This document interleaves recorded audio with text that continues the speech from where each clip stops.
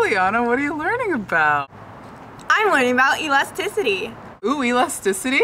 What's that? Well, elasticity is how much consumers change their demand in response to price or income changes. What? Well, there are two different ways to categorize goods. There's elastic and inelastic. So what's the difference? Elastic goods are items like cars, plane tickets, and designer items. As the price or people's income changes, the buyer will be less likely to buy them. What's an inelastic good? An inelastic good includes items such as gasoline, toiletries, and groceries. Because even as price increases, the buyers will continue to purchase them on a daily basis. How do I measure this? We measure elasticity around the base number 1. Price elastic goods have an elasticity greater than 1, and price inelastic goods have an elasticity less than 1. So what about the goods at 1? What are they called? Goods that have an elasticity of 1 are called unit elastic, but it is almost impossible to find goods that have an elasticity of 1. Interesting. I also found this really cool law called Engel's law that says the elasticity of demand for food is less than 1. This means that as price rises, the demand for food will not go down because people need to eat. That makes sense. So an elastic good is similar to a luxury good, which has an elasticity demand greater than 1, and an inelastic good is a basic good with an elasticity demand less than 1. Exactly, but elasticity is also dependent on time. What do you mean? Decisions that need to be made in a short time are inelastic because they are necessary. Decisions that can be made over a long period of time are elastic because you can plan out where your money goes to. An example of a short-run decision is when you run out of gas, and gas is expensive. A long-run decision is like planning a wedding, where you can choose how much money you spend and where the money goes to, such as food, flowers, and the venue, etc.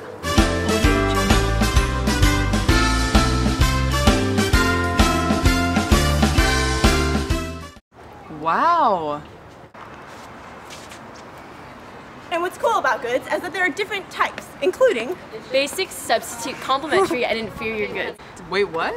basic goods include medicine, bread, and water. Substitute goods are two goods that react based on each other's price changes.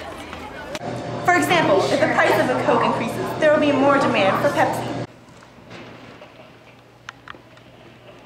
Complementary goods are the opposite. In a complementary relationship, as the price of one good increases, there's a drop in demand for the other. So, if the price of airline tickets increases, then the demand for hotels decreases. Inferior items, such as Kias and clothes from the Goodwill, are items whose demand will decrease as people's incomes increase.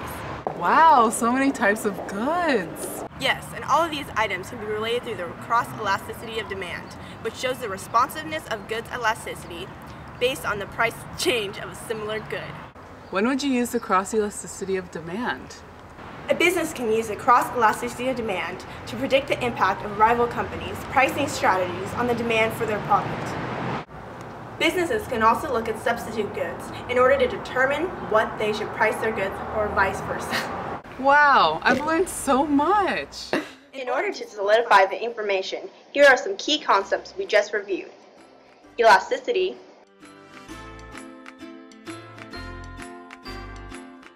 price elastic, unit elastic, price inelastic,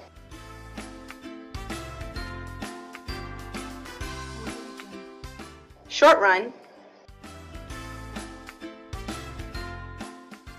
long run,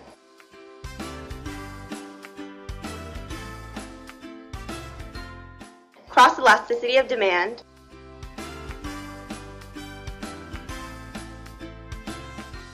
Engel's law, types of goods including basic, substitute, complementary, and inferior goods.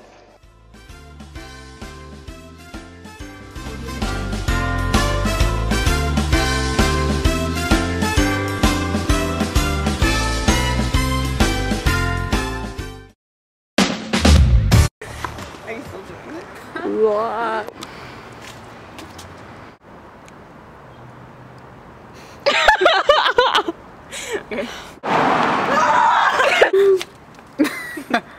face is getting red, okay.